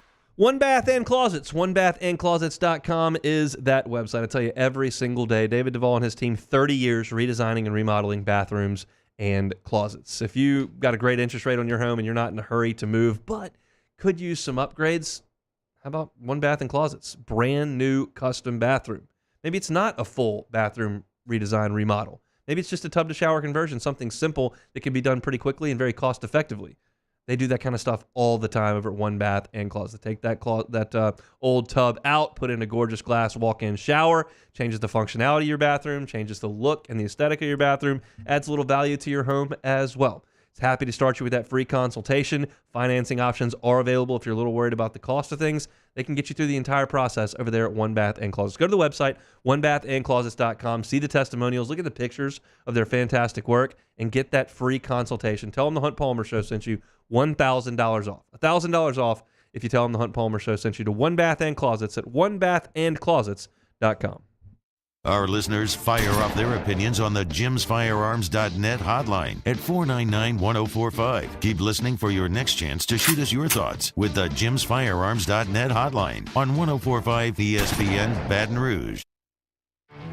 There it is, the extra mile on the border of expected and extraordinary for those willing to go further, like vans customized for work or play, with safety and tech to keep you connected. Supported by a 5-star sales, service, and finance team. And backed by the 1-star you know. So go the extra mile. It's never crowded because so few have what it takes to go there. Mercedes-Benz Vans. At Relief Windows, we're more than windows. We're windows, doors, hardy plank, and vinyl siding. But our #1 product is always customer satisfaction. Visit us online at reliefwindows.com. Elevate brand visibility, ignite customer engagement with the power of radio and digital advertising combined. Guarantee Digital Media brings the two together as a trusted media partner in Louisiana for nearly a century. Claim your free digital audit at guaranteemedia.com. Electricity is all around us, and our families depend on it. Every day is sparked by the power of a cold drink or a warm meal, a movie night, and a comforting light at the end of a dark hallway. From sunrise to sunset, playtime to bedtime, our team is ready to take care of your electrical needs. Even in the case of an after-hours emergency, the light in your life shines brighter with Mr. Electric.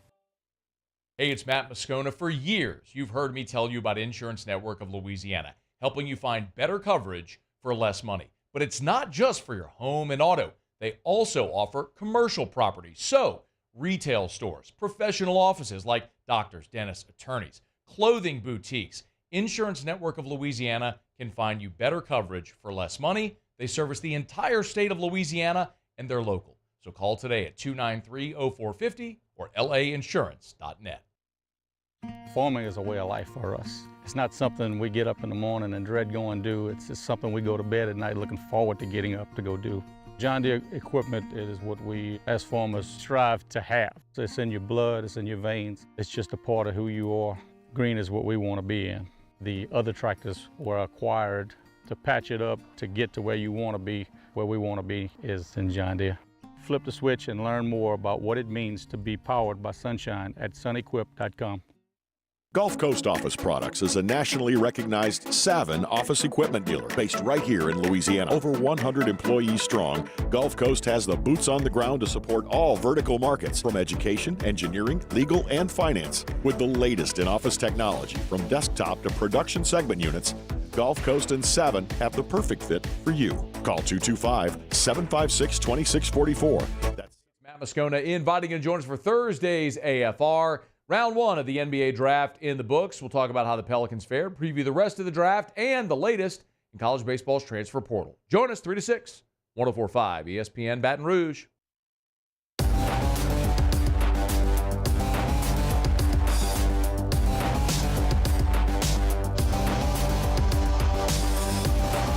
This is the Hunt Palmer Show, brought to you by Gulf Coast Office Products. Moving right along here, Monday edition of the Hunt Palmer Show. Hope your work week is off to a good start. I hope you're not working very much at all this week. We're working half the week. We're here today, obviously. We'll be here tomorrow and Wednesday. Whole station going to take Thursday and Friday off.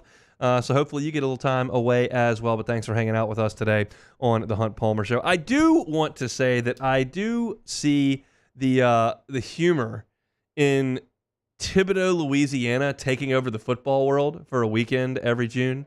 That to me is humorous.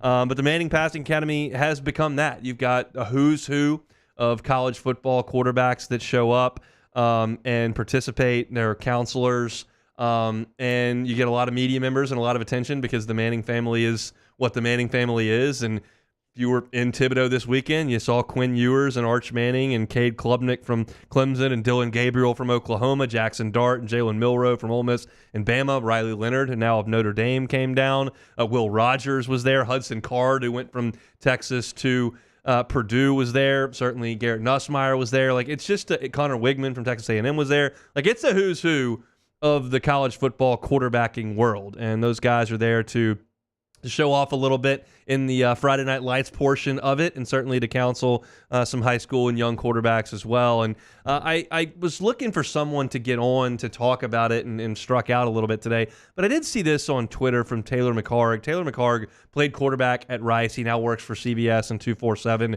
And he was down at the Manning Passing Academy, and he was asked for a little digital segment here that they do on CBS to talk about the standouts from the Manning Passing Academy, and this was his first takeaway from being down in Thibodaux.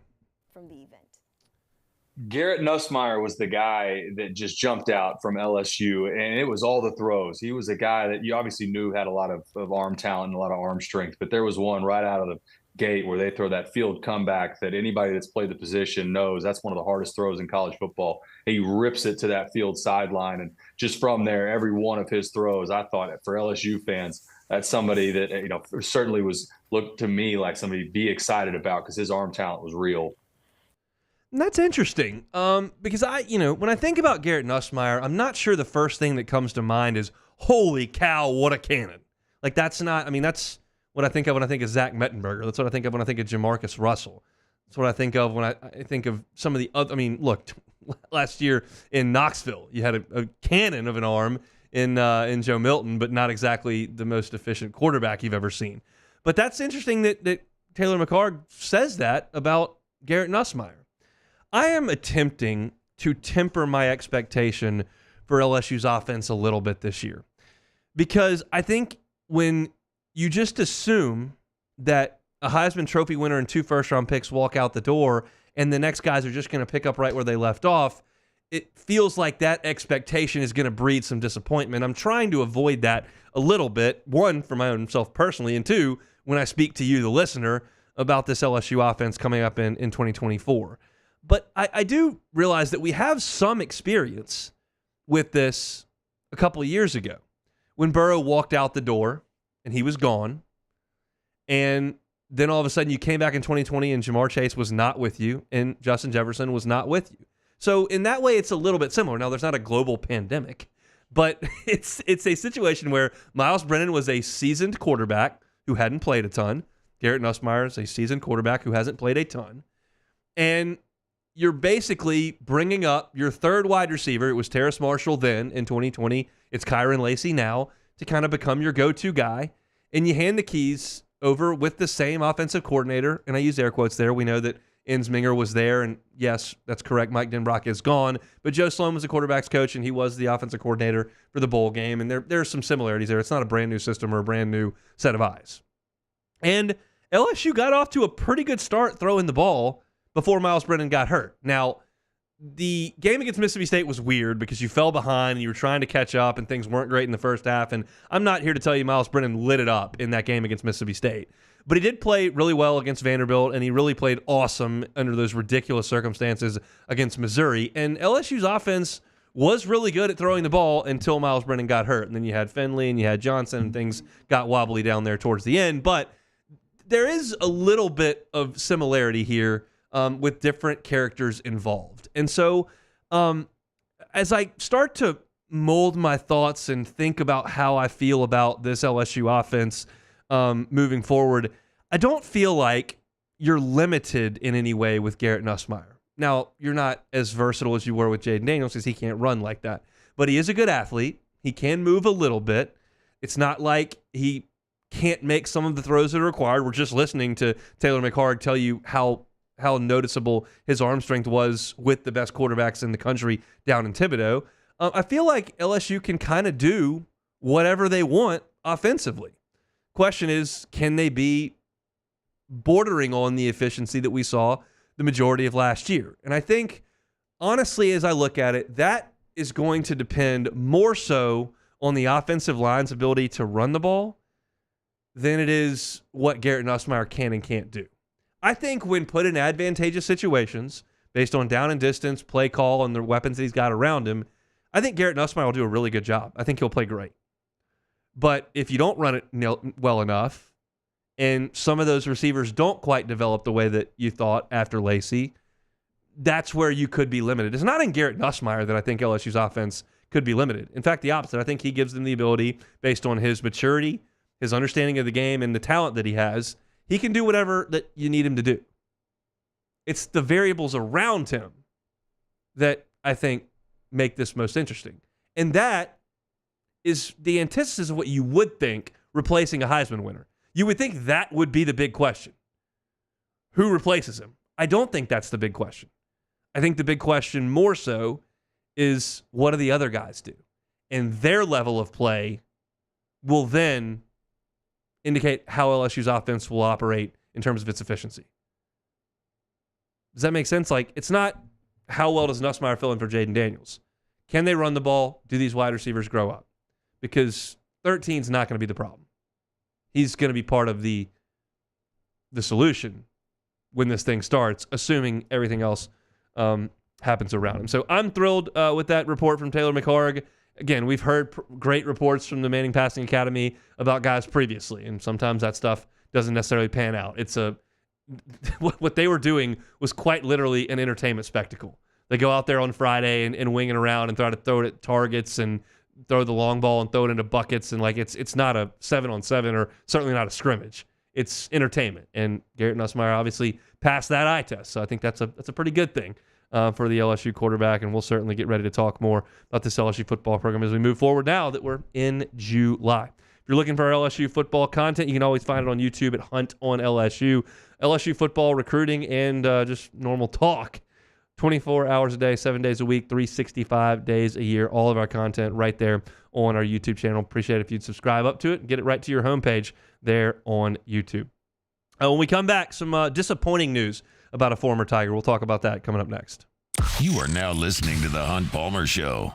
Boudreaux's Electrical. Check out that website, boudreauxelectrical.com. I'm assuming you're all well aware that there are multiple disturbances out there in the Atlantic Ocean. It is that time of year. Those storms are inevitable. We've had a couple of really good years, and I hope we got a few in front of us as well. But you know, if you've lived here long enough, that those storms are inevitable. Prepare yourself for them beforehand. Folks at Boudreaux's Electrical can come out and get you a home standby generator from Generac if you just make that call.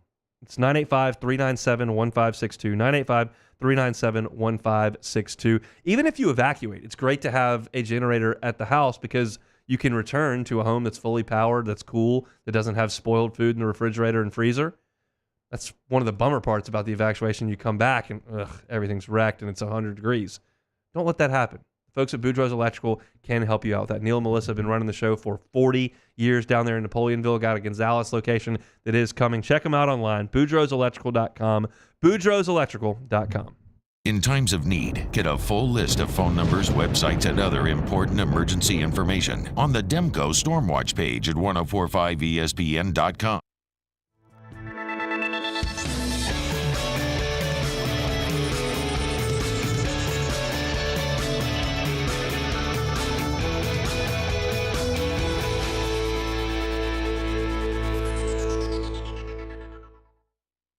Elevate brand visibility, ignite customer engagement with the power of radio and digital advertising combined. Guarantee Digital Media brings the two together as a trusted media partner in Louisiana for nearly a century. Claim your free digital audit at guaranteemedia.com. Jerry and Benny Payne began Central Plumbing Company out of their driveway in Tanglewood Subdivision. 50 years later and 4 generations down the road, we continue to serve Baton Rouge and the surrounding areas for all of their plumbing needs. Residential, commercial, industrial, or hospitality, Central Plumbing is here 24/7, 365. We want to thank our customers, family, and friends for 50 years of success. And looking forward to 50 more. I've been doing business with Luba for 25 years. They're dependable, trustworthy. It's just the attention to detail with our clients. Our folks have years and years of experience. They're highly trained professionals, but many companies have that asset. What I'd like to think makes Luba a bit different is that we use those talents in a way that truly is dedicated to serving the needs of the folks who depend on us. There it is, the extra mile, on the border of expected and extraordinary, for those willing to go further, like vans customized for work or play, with safety and tech to keep you connected, supported by a 5-star sales, service, and finance team, and backed by the 1-star you know. So go the extra mile. It's never crowded, because so few have what it takes to go there. Mercedes-Benz Vans. Breck teamed up to reimagine your parks, and you imagined big. With your help, we went to work, creating 12 beautiful community parks across the parish. A family-sized water park, miles and miles of trails, and parks just for your dogs. There are more places to splash, to explore, to run wild, and even soar. You imagined, we delivered. Gold. Breck, your #1 park system in the nation. Electricity is all around us, and our families depend on it. Every day is sparked by the power of a cold drink or a warm meal, a movie night, and a comforting light at the end of a dark hallway. From sunrise to sunset, playtime to bedtime, our team is ready to take care of your electrical needs. Join us for the Tuesday edition of Live at Lunch. We are at Doe's Eat Place on Government Street in Mid-City. Andy Isco joins us from Las Vegas. We do first class, second class, no class. Live at Lunch, 11 a.m. Tuesday on 104.5 ESPN Baton Rouge.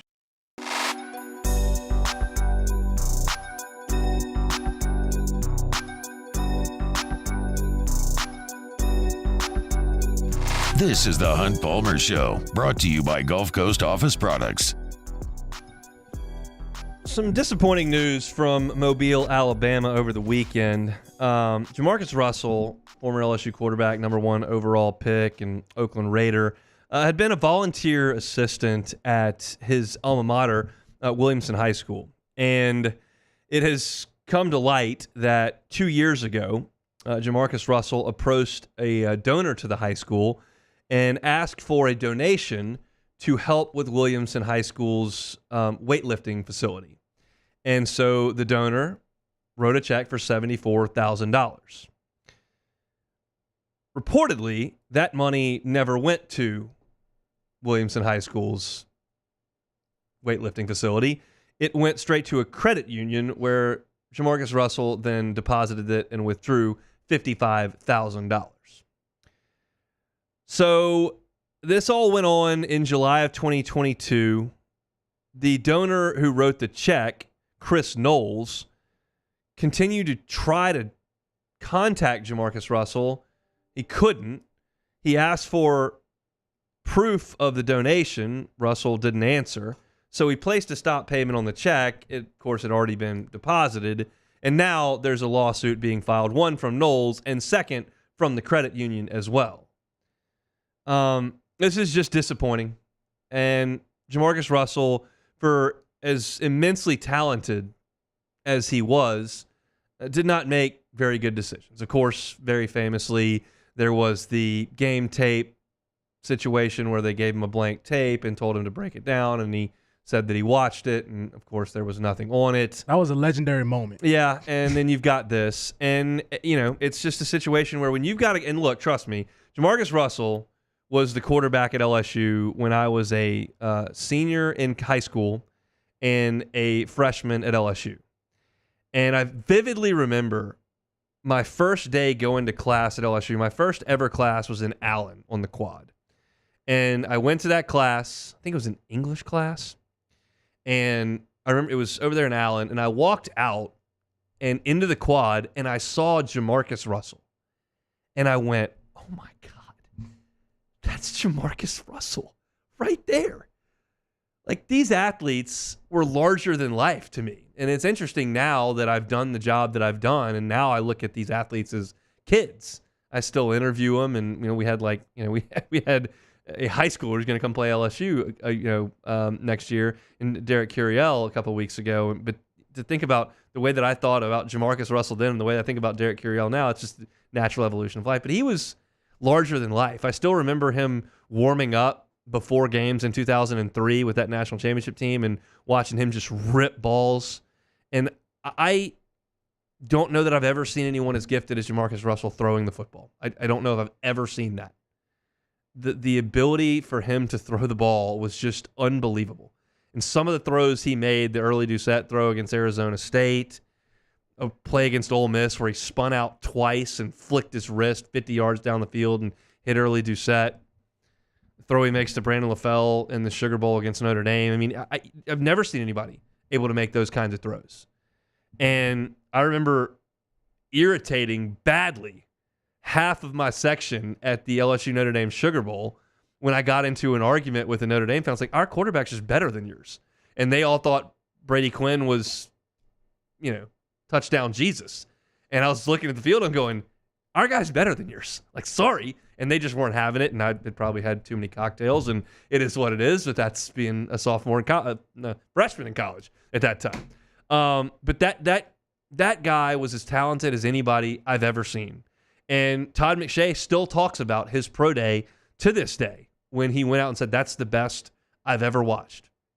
Because that guy could spin it like nobody you've ever seen. But there's a reason why someone with that talent level doesn't make it through their rookie contract, doesn't make it halfway through their rookie contract. And Jamarcus made nearly $35 million in the NFL just on the field in salary.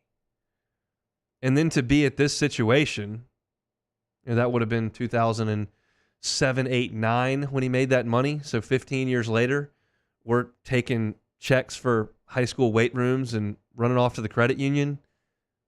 It's deflating. It's disheartening. It's disappointing. And we'll see what legal ramifications come from this. And we were told that Jamarcus was in a really good financial spot because his uncle kind of took care of those types of things. And it always hasn't been the easiest for Jamarcus. Obviously, with his uncle passing away, that was an awful situation. But this kind of stuff, if proven to be true, which reportedly the facts kind of line up, it's just inexcusable. It's obviously illegal, immoral, and got to face some consequences for that. But you gotta work pretty hard to be dismissed as a volunteer assistant at your own high school. And clearly this type of situation facilitated that. So really, really disappointed for Jamarcus in that situation, and hope that there's better days to come for the former LSU signal caller, because, man, he was something to watch in the purple and gold. All right, we'll take a time out a little bit early here. When we come back, one of the LSU baseball players that went into the transfer portal has a home, and it's in the Southeastern Conference. We'll tell you about that. Plus, we'll play a little bit of Take It or Leave It. Moving right along here on a Monday edition of The Hunt Palmer Show. You are now listening to The Hunt Palmer Show Every shot, every goal, ESPN Bet has fans covered for the biggest moments on the road to a championship. The exclusive sportsbook of ESPN is the only place to find special offers and promotions from your favorite ESPN shows and personalities throughout the playoffs. New users can get a bet reset up to $1,000 in bonus bets if your first bet doesn't win. So download ESPN Bet today.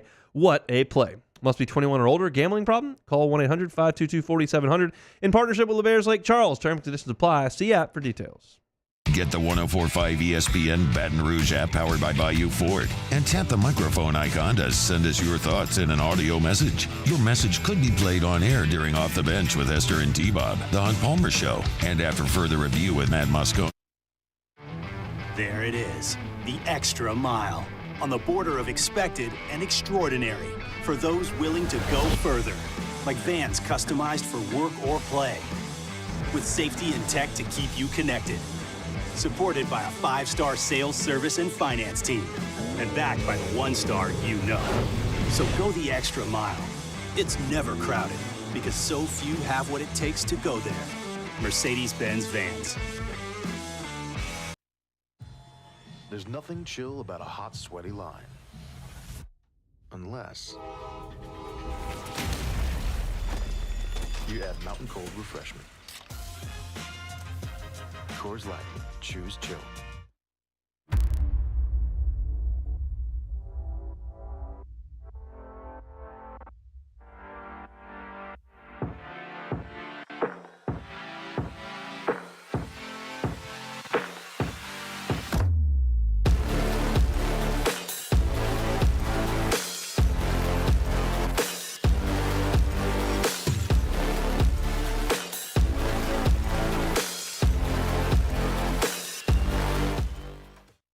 Hey, it's Matt Moscone. For years, you've heard me tell you about Insurance Network of Louisiana, helping you find better coverage for less money. But it's not just for your home and auto. They also offer commercial property. So, retail stores, professional offices like doctors, dentists, attorneys, clothing boutiques. Insurance Network of Louisiana can find you better coverage for less money. They service the entire state of Louisiana, and they're local. So call today at 293-0450 or lainsurance.net. Farming is a way of life for us. It's not something we get up in the morning and dread going do. It's just something we go to bed at night looking forward to getting up to go do. John Deere equipment is what we as farmers strive to have. So it's in your blood, it's in your veins. It's just a part of who you are. Green is what we want to be in.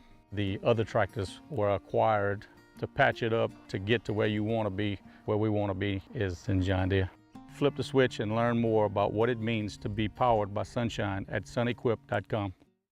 Gulf Coast Office Products is a nationally recognized Savin office equipment dealer based right here in Louisiana. Over 100 employees strong, Gulf Coast has the boots on the ground to support all vertical markets from education, engineering, legal, and finance. With the latest in office technology from desktop to production segment units, Gulf Coast and Savin have the perfect fit for you. Call 225-756-2644. That's 756-2644 for Gulf Coast Office Products.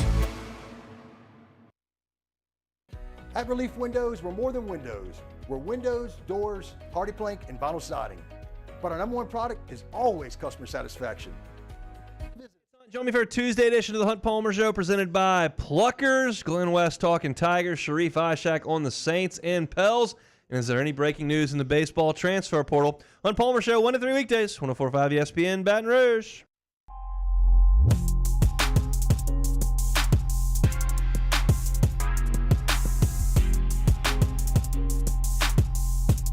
This is the Hunt Palmer Show, brought to you by Gulf Coast Office Products. Shout out to Trey Veal and the folks at Gulf Coast Office Products. I tell you this story every single week because it's pretty relevant. You can do business with a mom and pop shop and you'll have a great relationship. You call them, they're going to answer the phone. But do they have the capabilities to handle your needs? Sometimes yes, sometimes maybe not.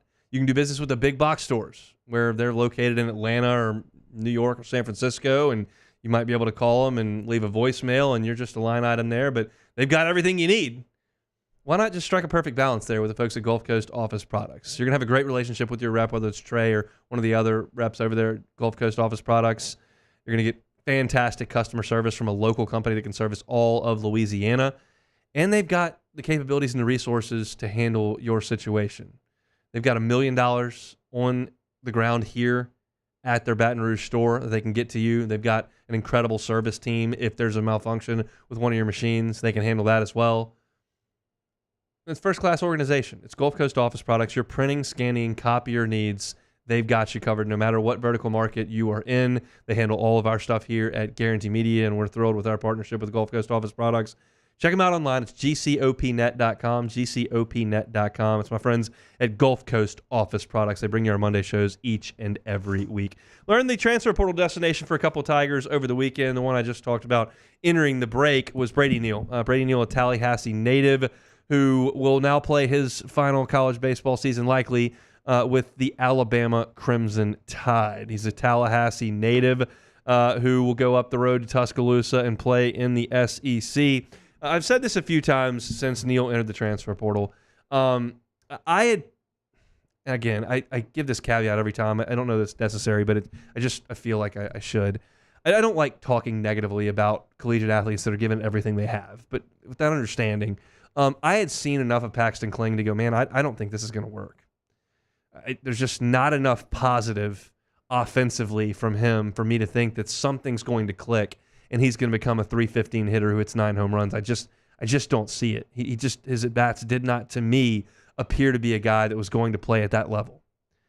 I don't feel that way about Brady Neal. I think Brady Neal can be an average defensive catcher with a good athleticism and a good enough arm who hits .287 with 11, 12 home runs. Like, I think he can be a better than average SEC catcher.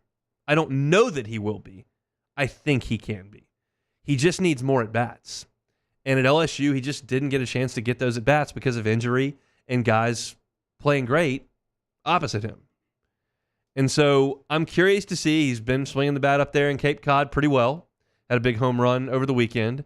And now we'll go to Tuscaloosa, and I think he'll win the starting job there without any knowledge of what they've got at catcher. And I think he's got a chance to be pretty good.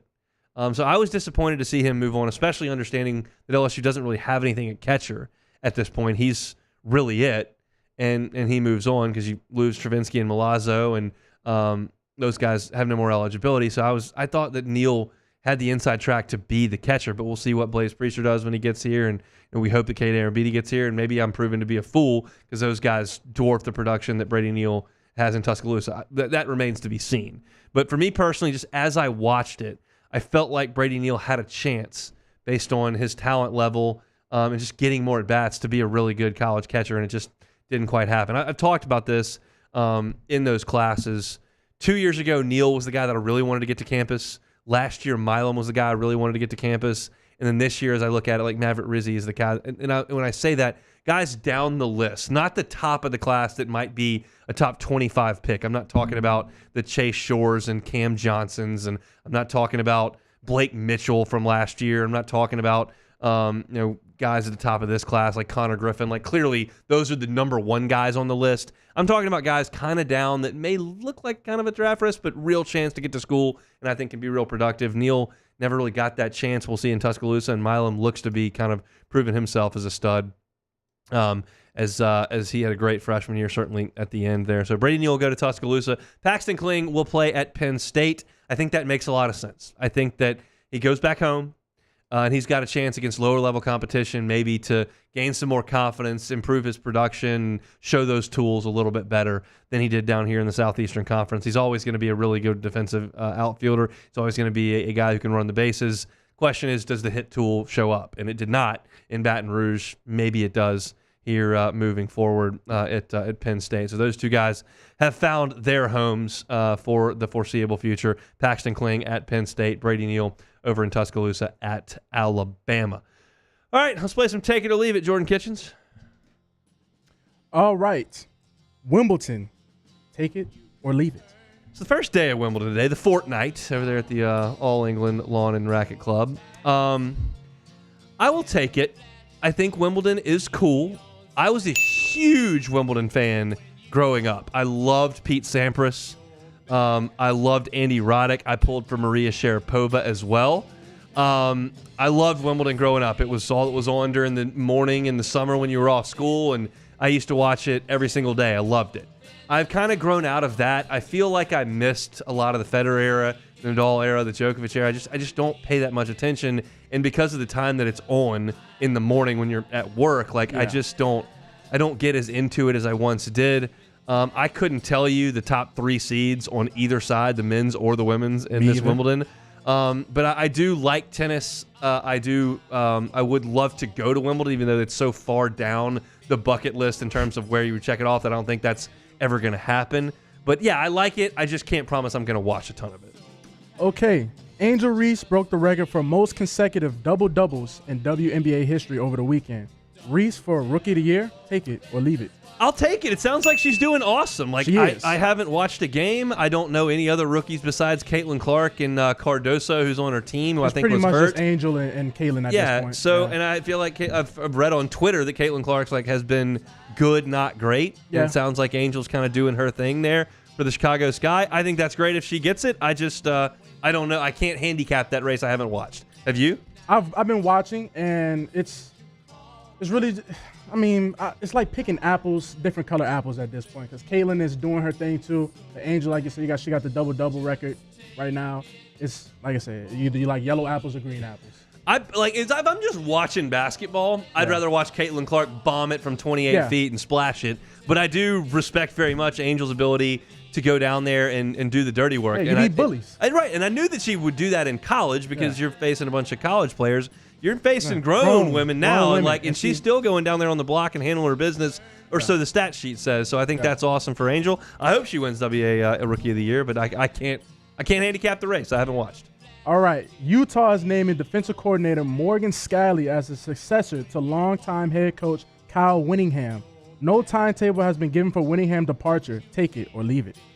I'm going to leave it. I mean, this is a weird time to do that unless you know that Whittingham's last year is this year. This is not the time where Morgan Scalley's going to leave you. Like if you felt like there was a threat that somebody's going to come take the defensive coordinator in January and you wanted to make that announcement then, like I would kind of get it there, even though I would disagree with it.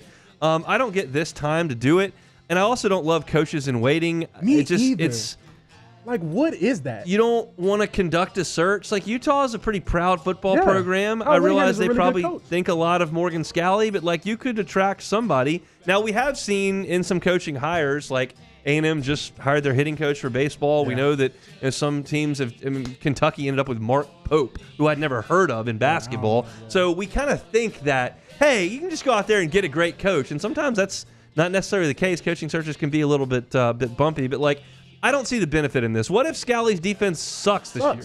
Well, my thing is, though, when I first saw the headline, I was thinking like Whittingham was sick or something. Like something was going on with him. But he is in his 60s. Yeah, they said which is young in terms of life, but in terms of coaching football, you're reaching towards the end there. I don't feel like you're under any pressure to make that happen if you're Utah, so I wouldn't have done it. The only way I can see them doing it is Whittingham told them behind doors, like, this is my last year. Yeah, and if that's the case, fine. Yeah, then, you got to do it.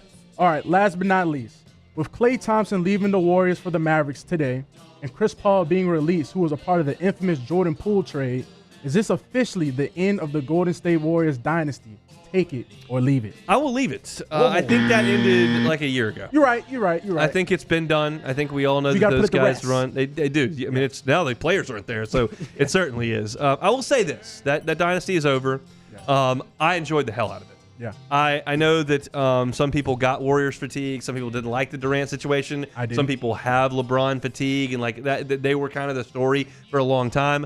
I enjoyed the hell out of watching the Warriors. I can't recall a team that played like that, which is cool. When you shift the style of the game, whether it's baseball, basketball, football, whatever the case may be, like you have my attention, and they just so happen to shift it towards something that I really like watching, which is shooting.